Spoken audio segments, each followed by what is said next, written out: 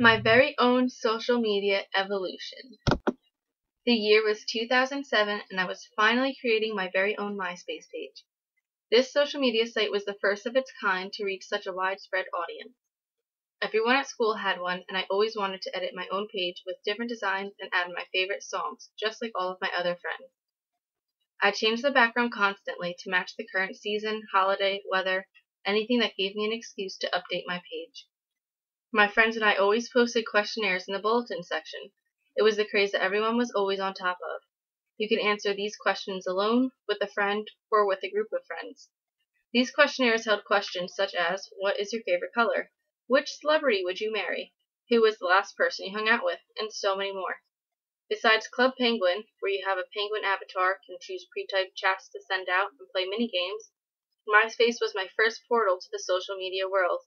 I felt like my status updates and bulletin posts really mattered, and they did at that time and place of my life. Besides editing and answering goofy questionnaires, MySpace was really great for communicating with my cousins. When my mom looks back to when I first started using social media, she said that I was always communicating with my family and cousins. One of my mom's brothers and her sister both live in Texas, so our families never really get to meet up with each other like we did on my dad's side. Having a MySpace account was so cool because I actually got to be friends with my long-distance cousins, which enabled me to see what they were up to and even chat with them. Another one of my cousins was stationed in Afghanistan for a couple of years. MySpace allowed me to chat with him, as well as being able to see the neat pictures he would post of the huge trucks he worked on. He did mechanics.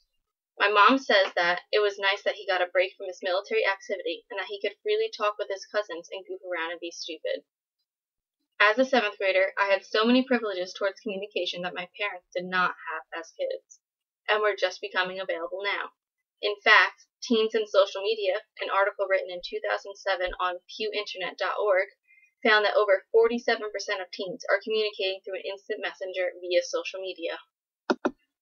It's now been 8 years since I've created my MySpace page, which has since been deleted, and 6 years since I've become a Facebook user. Although Facebook lacks the cool design options MySpace had, for some reason this became the social media site to be on. The simplicity of the layout and news feeds, I think, are what brought me to like Facebook more than MySpace. Another reason I switched to Facebook was because more of my family members had Facebook accounts. It was a lot easier to stay in touch with them through here, rather than alternating between the two social media websites. This is what led me to delete my flashing backgrounds and pop music page on MySpace. It was time to have everything all in one account. When I first created my Facebook account, I still used it to communicate with friends and family, but there was also fun quizzes and games you could play online. Games such as Farmville have become very popular on the internet and on Facebook alone. Jeff Bula's article, 48 Significant Social Media Facts, Figures, and Statistics plus 7 Infographics, reports that Zynga's game revenue is currently 12% of Facebook's total income. Besides playing these addictive games on Facebook, my friends and I would also take hilarious webcam pictures where you can edit the shape of your face and body and post them in our Facebook albums tagging each other. It's always funny to look back into my albums and reminisce on my high school days where I spent every day hanging out with my friends and having fun. Another cool feature is Facebook's timeline. The timeline feature on Facebook allows you to go as far back as the day you created your account and see every post on your Facebook wall. What's not so fun about these reminiscing moments are the purposely misspelled status updates and comments I so frequently posted. For some reason, I found it amusing to create my own spellings of words and only type in that language. For example, "you" was not so simple of a word. It then became "youuh," and "my," how about "mii"? I don't know why I enjoy typing this way, but it is not something I want future employers to see when they look me up on the web. As my mom says, you didn't put everything on there. You were very selective on what you shared. By selective, I did not post my personal business or drama online for all of my Facebook friends to see. I know I was young and nothing was too personal or inappropriate, but nothing ever disappears from the internet. I don't want future jobs that I apply for to see those misspelled posts resulting in thoughts that I am immature and incapable for the job. Facebook is great for keeping in touch with family and friends, but even the normal, appropriate posts I write today have me wondering what employers will think if they saw it. Even if it's just a photo of my family hanging out together, will they think I'm at a party getting my drink on, or will they be able to recognize that it's totally a juice pouch that I'm holding?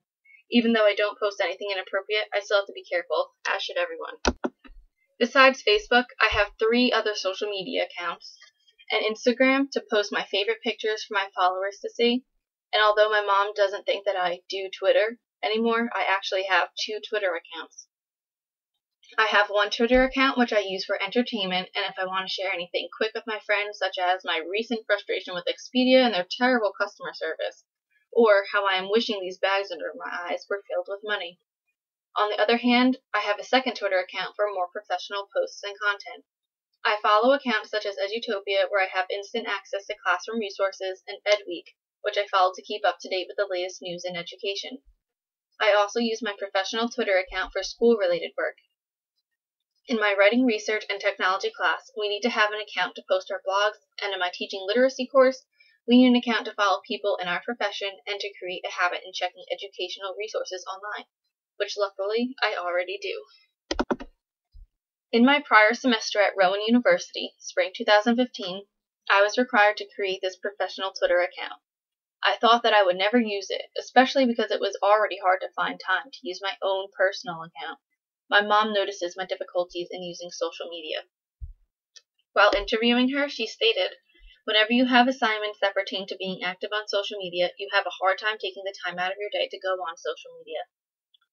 Besides not having enough time to use the professional Twitter account, I at first thought it was really lame. What good would it be anyways? Twitter was just for cat pictures and memes, not professional resources. But as my introduction to writing arts course went on, I became more friendly with my professional account. I began to realize the values of following others in my profession in order to start obtaining these valuable resources. Twitter accounts such as Edutopia and We Are Teachers post links to lesson plans, teaching strategies, and activities you can bring into the classroom. As an education major, these resources will really help me to learn more on how to become a great teacher, as well as to help me create my own teaching style without even having experience in the classroom. Using my professional social media account has also helped me to become more involved in and aware of current events. I was never big on watching the news because it's always so negative. Being able to follow only certain news channels that I like made it easier to stay informed with what I am interested in, but not totally out of the loop. For example, I follow ABC News. If they post a negative story, I do not have to click on the news article and learn more. But if they post a positive story that I am interested in, I am able to click the link and become informed on the matter. With these options, I'm aware of the negative stories floating around by seeing the initial post, but I'm informed on the stories that pique my interest. My habits with social media have completely transformed over the past 8 years since my very first MySpace account. To me, social media was just seen as a fun site to goof around on with your friends.